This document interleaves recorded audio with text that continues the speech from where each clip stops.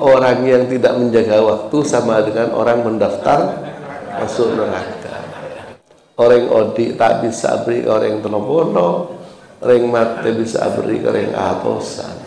Alhamdulillah, wassalatu wassalamu ala nabiyyina wa habibina Rasulillah Sayyidina Muhammad ibn Abdullah wa ala alihi wa sahbihi wa mawala amma ba'du. Yang terhormat sahibul bait Ukhti Al-Mukarramah Nyai Maisarah beserta putra putri beliau, karena sahibul bait ini saudara saya, jadi beliau itu binti Abdul Mun'im, ya Abdul Mun'im.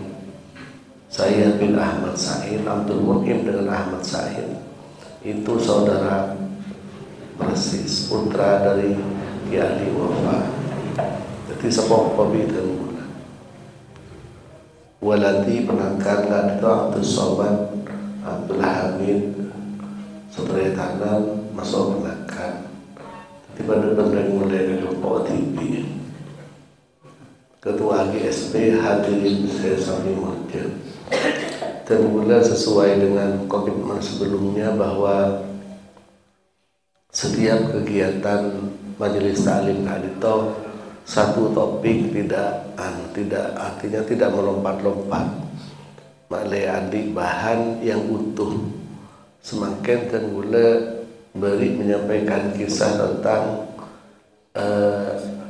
Iskandar Dzulkarnain, semakin kan gula kisah akhirnya Uzair, seorang nabi juga tapi bukan rasul.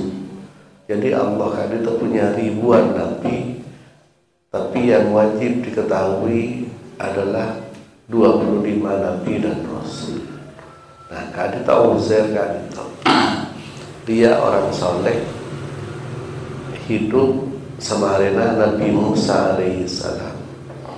Pada suatu saat Uzair kadita bepergian kalau menunggangi seekor hemar. Hemar kadita keledai. Keledai kadito lebih kecil dari kuda, tapi lebih besar dari kambing. Di keledai kadito menabi nang Arab termasuk kendaraan tidak mewah tapi paling nyaman untuk dikendarai. Kenapa? Karena keakui ongke tidak perlu keakui ajak loncat mandek. Cukup itu toju aja nang jalan cepet keledainya. Berbeda dengan unta. Unta kan itu tengki mau nompak usaha naik atau ontanya petunjuk. Nah, yang lebih aneh dari unta kan itu berlutut dua, mau orang to ada setong sampai to ada setong, onta ini kedua. Jadi mau orang mandek pandein boleh, lututnya dua. Dan itulah Allah menciptakan sesuatu sesuai dengan kondisi. Ma tara fi khalqir rahmani min tafawud. Kalian tidak akan mendapatkan kekurangan dari ciptaan-ciptaan Allah. Coba bayangkan, mun can akal mun otak dua, mun masih ada enggak ada sebudian kemudi kan mas lemes aja le. Tapi kenyataannya itulah ciptaan Allah. Yang kedua, unta kadit itu dianugerahi oleh Allah untuk bisa hidup di daerah yang panas tandus kelebihan suhu di atas 50 derajat. 50 derajat tidak tanggung-tanggung. Seandainya sampai odik di daratan dengan suhu di 50 derajat, maka dia akan menjadi sapi yang kurus dan hanya dalam hitungan bulan dia akan mati. Tapi unta ternyata tidak. Kenapa? Coba lihat unta, pasti di tengahnya beda ponok, beda gunungan, dukunduk. Para peneliti, Allah Subhanahu wa Ta'ala ada pun dalam Al-Quran. Wa ilal jibli kaifa khuliqat wa ilas samai kaifa rufi'at wa ilal ibili kaifa khuliqat. Itu termasuk ciptaan Allah yang menakjubkan. Jadi yang ditanyakan oleh Allah, coba renungkan wahai umat manusia, Wa ilal ibili kaifa khuliqat, bagaimana Allah menciptakan seekor unta. Kenapa unta yang disebut, kok tidak Allah menyebutkan bagaimana Allah menciptakan sapi, tapi kok unta? Ternyata di balik unta ada misteri yang luar biasa untuk direnungkan oleh umat manusia. Yang kedua, unta kan itu memiliki telapak. Kenapa telapak nih?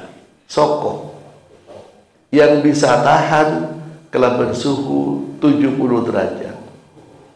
Coba bayangkan, mon pas kota sampai taring pas lemes aja po ditong 10 derajat. Tapi bun ada 10 onta pekun bahkan lebih keras. Ternyata di balik gundukan unta tersebut ada lemak. Tiba Allah Ta'ala disediakan gundukan onta ngakan, bergundukan.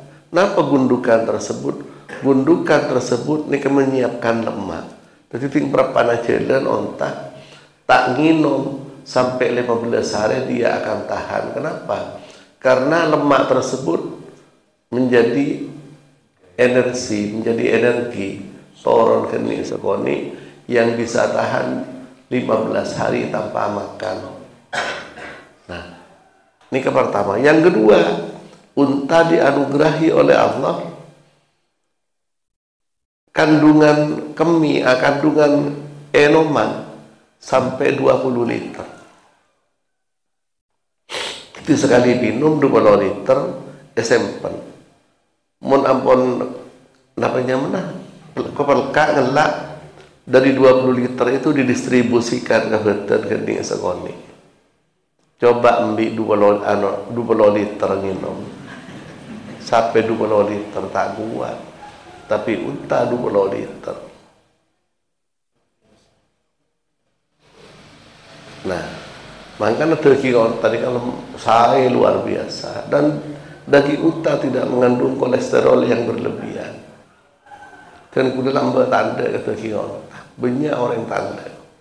Tapi begitu sekali makan sobung setanda empuk daging unta. Nah, kadito. Nah, himar kadito kendaraan yang nyaman untuk ditunggangi. Nah, kisah kadito kisah dari Uzair. Nah, Uzair mengendarai keledai.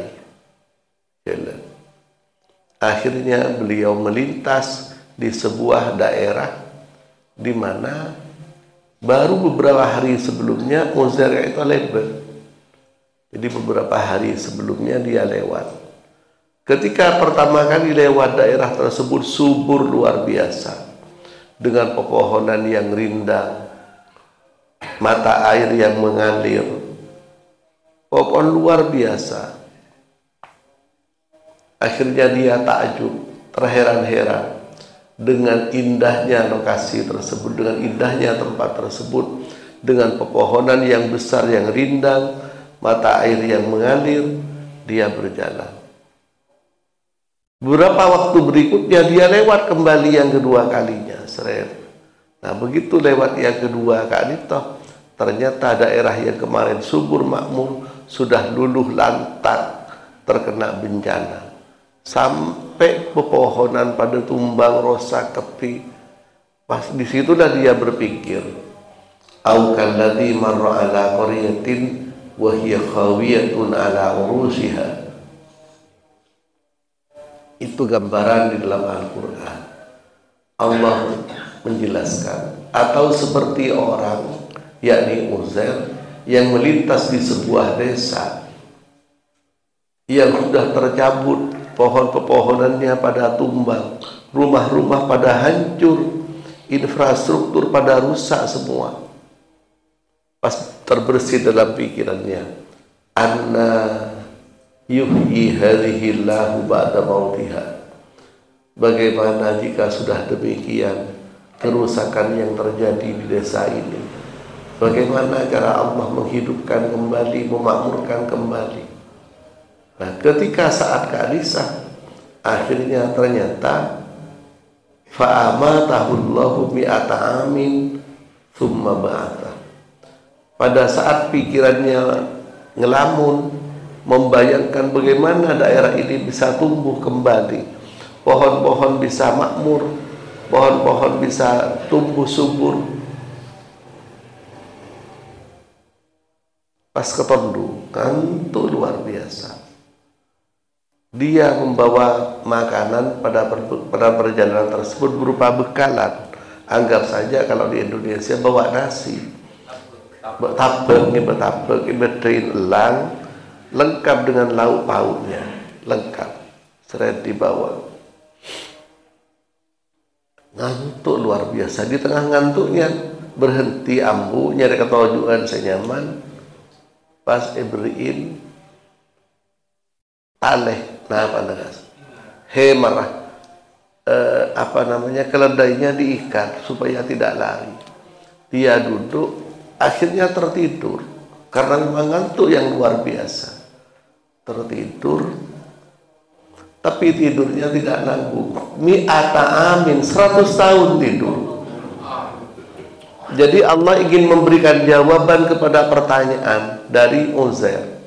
Bagaimana mungkin daerah yang sudah luluh lantak seperti ini, hancur semuanya, tumbang pepohonannya, bisa tumbuh kembali? 100 tahun tertidur, tinggal oleh 100 tahun pas ceke, tinggal ceke, tedunga gila. Ketika dia tidur, dia tertidur menjelang siang, anggap saja jam 10-11 menjelang siang. Begitu tertidur 100 tahun, oleh 100 tahun bangun kembali, terbangun kembali. Jaga boleh. Lalu ditanya oleh Allah, kam labista, berapa waktu kamu tidur wahai Uzair? Ajawab Uzair, yauman au ba'da yaumin, mungkin sehari atau setengah hari. Kenapa? Karena pikirannya ketika tidur menjelang siang, ketika bangun menjelang asar. Jadi au ba'da yaumin, anggap saja dia jam 11 tidur, 11, 12, 1, 2, 4 jam. Berarti ba'da yaumin, setengah hari aku tidur. Padahal 100 tahun. Nah, itu saya alami sendiri. Jadi ketika saya bypass operasi jantung, dokter bilang, Mr. Lutfi, Pak Lutfi, abasaki yusi aklok ben abes jam kol berempah. Dan gue lagi sadar, ya abes dan gue ketika dilihat jam 3 sore menjelang maghrib, menjelang asar. Tiba-tiba ketika adzan gue melihat jam, dibisikin oleh rohaniawan untuk membaca doa. Nah, ketika membaca doa, tiba-tiba hilang kontelan. Hilang tidak sadar, dan saya melihat berbagai macam hal. Setelah itu, ampun mareh, hari Kamis. Ampun tak sadar, sadar antara sadar dan tidak sadar, ingat dan tidak ingat. Tiba-tiba dibangunkan kembali, bangun boleh. Ketika bangun kembali, bentain angka tak pedeng, ke anak tak pedeng. Tahu ini anak saya, tapi untuk mengucapkan tidak bisa. Untuk menyebutkan nama tidak bisa. Untuk badan bergerak tidak bisa. Semuanya pokoknya ada yang mati kasam. Pas beda dokter ngebeli boleh. Coba abis sakit jam, kalau berapa? Ya bersakit, ada yang pakun kalau telok lebet sekuni kalau pahit. Jadi lewat beberapa menit. Pas berapa jam kamu pergi? Mulai jawab, ya berapa menit? Saya kun dari kalau telok ke lebet sekuni. Pak dokter nggak boleh. Saya dioperasi jam 3 hari Kamis. Setia hari Sabtu menjelang subuh. Jadi berapa hari nih? 2 hari, anggap saja 3 hari. Tapi kula tak ngerasa aki. Nah itulah yang dirasakan oleh Uzair. Jadi dia bilang setengah hari atau 1 hari. Pikirannya kalau setengah hari berarti dari jam 10 sampai jam 2. Kalau 1 hari berarti besoknya lagi. Ternyata jam 2 malam kira-kira. Ternyata 100 tahun. Lalu Allah dengan mendapatkan jawaban dari Uzair setengah hari atau 1 hari, Allah bilang, bertanya lagi kepada Uzair, undur ila ta'amika, lihatlah makananmu. Begitu makanan dilihat, ternyata makanan tersebut tidak basi.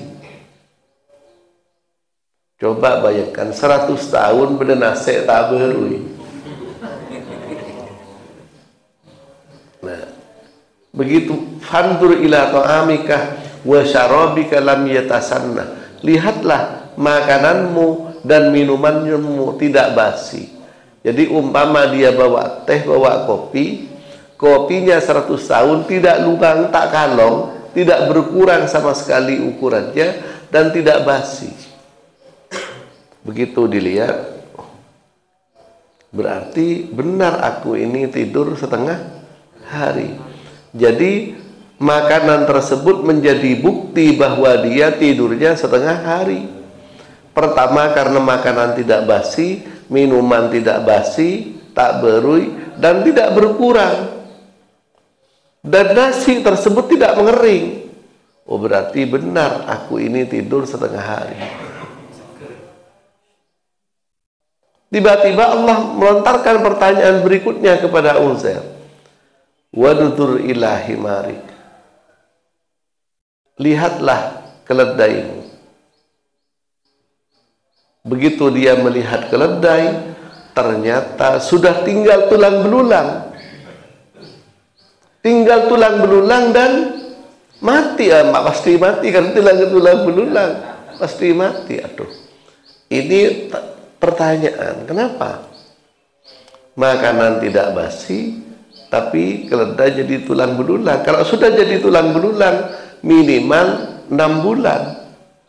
Nah, masa kok ada tedung 6 bulan? Nah, itulah Allah selalu memberikan iktibar kepada kita agar kita senantiasa setiap saat berpikir melihat kebesaran Allah dan kita tidak menjadi orang-orang yang kerdil. Bagaimana orang kerdil? Orang kerdil dalam berpikir, capok tantangan sekoni putus asa, capok perkara berat sekoni bingung. Nah kita tidak. Kenapa? Karena Allah itu maha segalanya dan Allah memberikan media kepada kita, memberikan jalan termasuk sholat, termasuk doa. Karena itu yang akan mengantarkan kita kepada ketenangan. Makanya dalam Al-Quran Allah menjelaskan zikir itu adalah penenang. Nah, zikir itu ada 2. Zikir yang pertama zikrul lisan, subhanallah walhamdulillah wa la ilaha illallah wallahu akbar astagfirullah wa atubu ilaih. Atau zikir yang dimaksud adalah memahami, mengenang, mendalami zikir az-zikrah. Apa itu? Inna nahnu nazzalna dzikrah wa inna lahu lahafizun. Jadi Allah turunkan Al-Quran dan Al-Quran akan senantiasa dilindungi oleh Allah. Jadi zikir Al-Quran, mengkaji Al-Quran, inilah makanya saya ingin itu berkesinambungan dan satu pertemuan, satu kisah yang utuh, tidak separuh-separuh, sehingga ketika pulang paling tidak bisa dijadikan cerita yang memberikan manfaat. Nah begitu dia melihat tulang belulang yang sudah berserakan, pikirnya menjadi kacau. Kenapa? Kontradiktif. Nasi tidak basi, minuman tidak berkurang, semuanya masih utuh sebagaimana semula.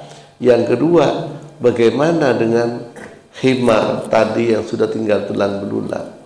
Yang lebih aneh lagi, ketika beliau beristirahat ini kan cari tempat yang lapang, cari tempat yang enak. Jadi di situ tidak ada pepohonan, ada pohon-pohon kecil, sisa-sisa dari yang dilalu lantakkan oleh bencana itu tadi.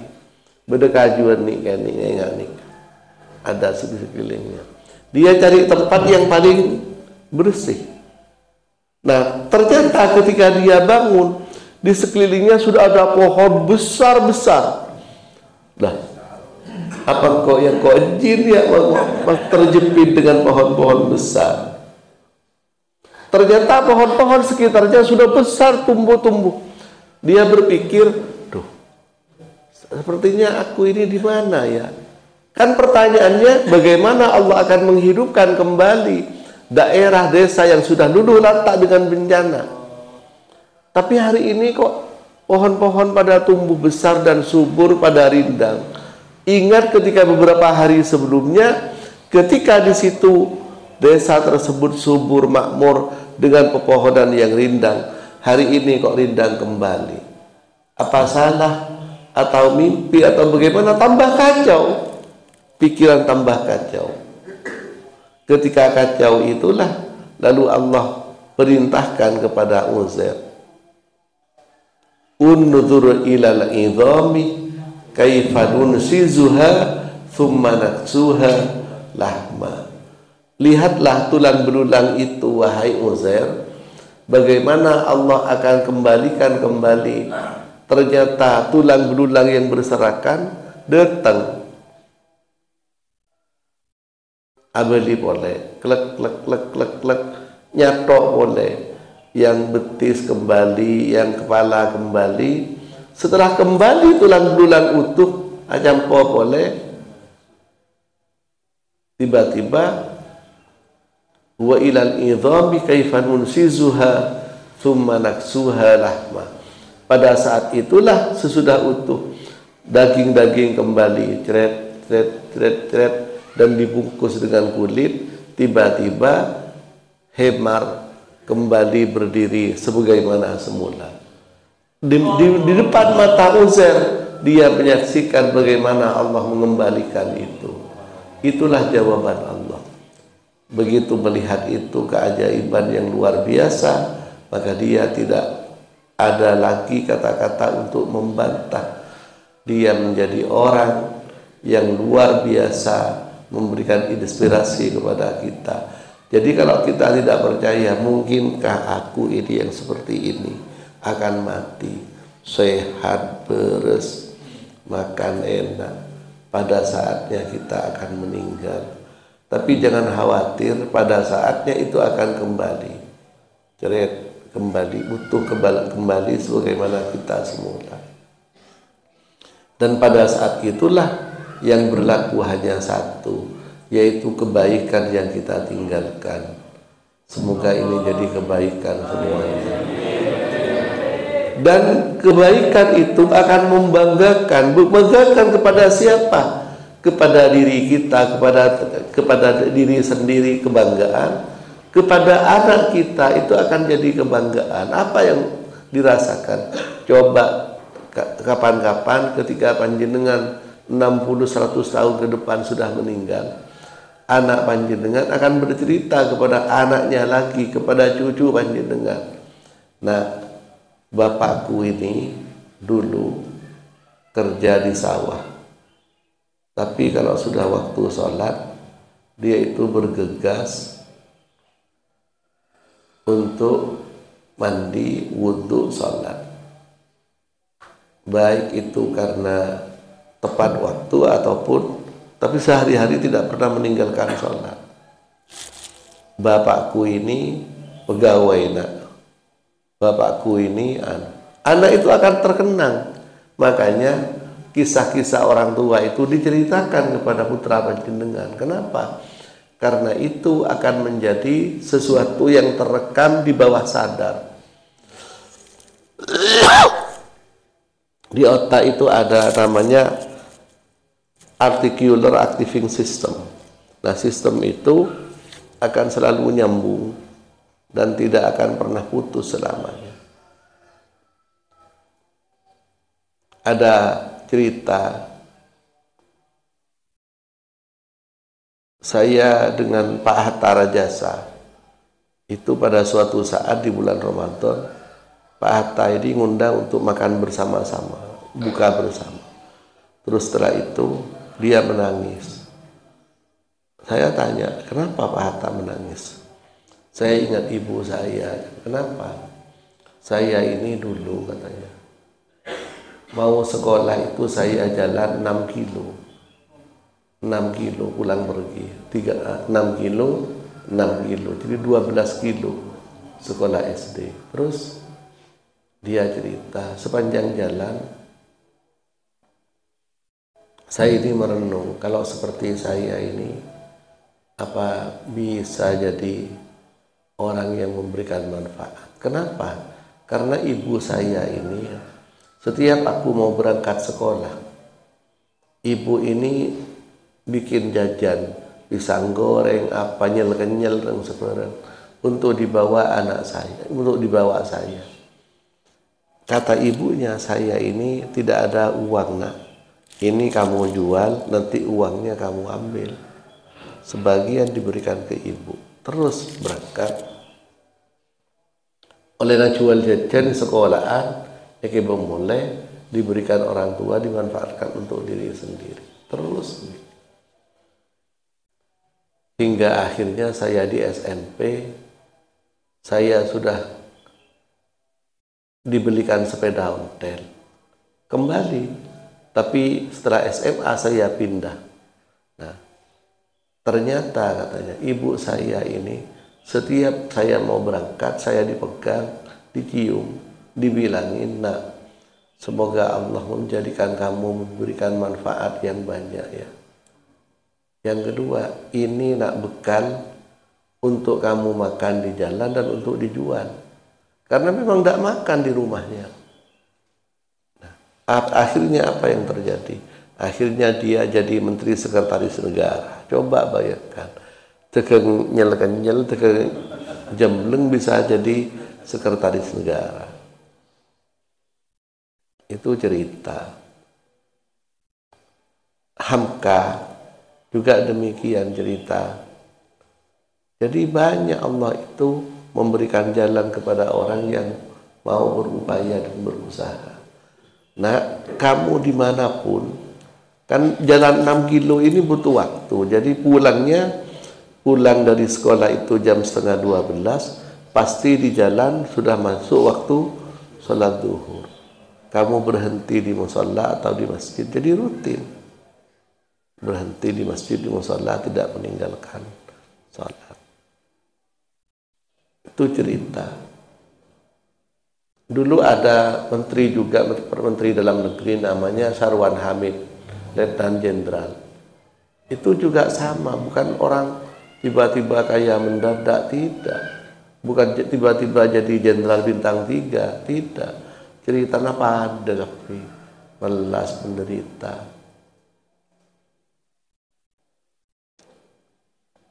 Pak Soeharto, kan gula sampai diundang ke Pak Harto, anu kecombon neng kemusuk neng Jogja dalam rangka 100 tahun haul Pak Harto. Ternyata sami, dia itu anak putra yang pegawai pengairan. Akhirnya jadi sekretaris desa di Pak Cari. Mak dibut jadi presiden. Bahkan presiden anak nangkung 32 tahun. Tapi yang aneh, tetangga dengan beliau, setiap saat itu beliau tidak pernah lupa untuk sholat dan puasa Senin Kemis. Mohon berkunjung Peleman ke Jogja, ini tanpa pengawalan dia. Diberangkat TV, kocak ya apa awak mau tahu ya? Dia pun tekanjaan. Kok tanpa pengawalan enggak aku izin. Kok terus mulai kebuka aku pengawalan. Itu kata Pak Harto.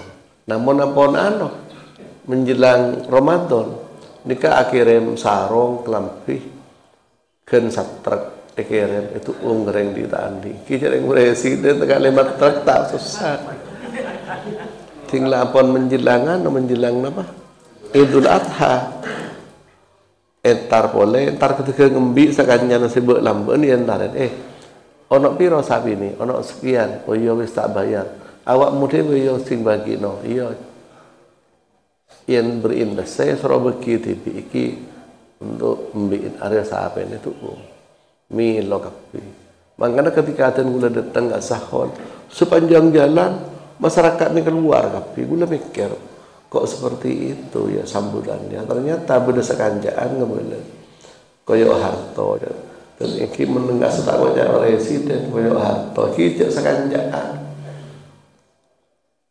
Nah, jadi ada upaya ada usaha ben Allah insyaallah ya paring seterusnya. Nah dari kadisah ke Khalil Benggala sami ke Khalil kadito berasal dari keluarga sebiasa saos tapi orang-orang solihin. Kenapa yang terjadi mungkin cepon pejabat dengan Benggalan yang aneh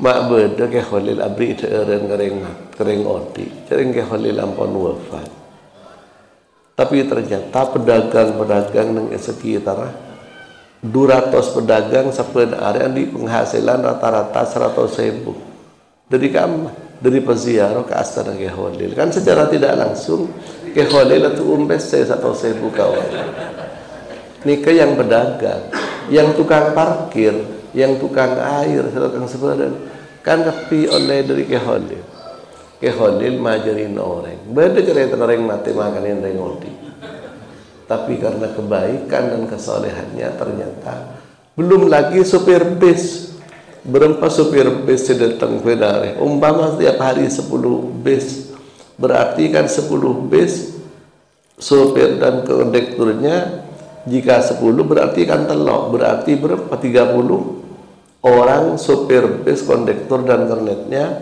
dapat makan dari infak ya Khalil secara tidak langsung. Orang odi tak bisa beri orang telobono, orang mati bisa beri orang atosan.